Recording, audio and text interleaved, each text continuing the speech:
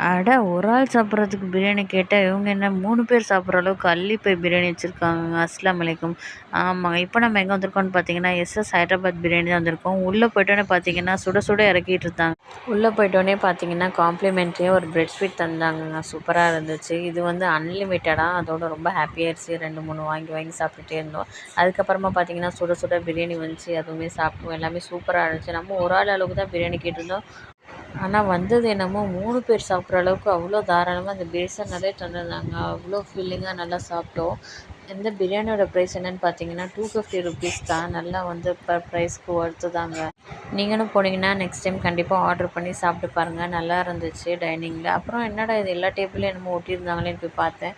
இதில bucket biryani, small, large எல்லா டீட்டெயில்ஸும் அந்த ஆஃபர் ப்ரைஸ் எல்லாமே போட்டிருந்தாங்க. யூஸ்ஃபுல்லா இருந்தா நீங்களும் ஸ்க்ரீன்ஷாட் எடுத்து பார்த்துக்கோங்க.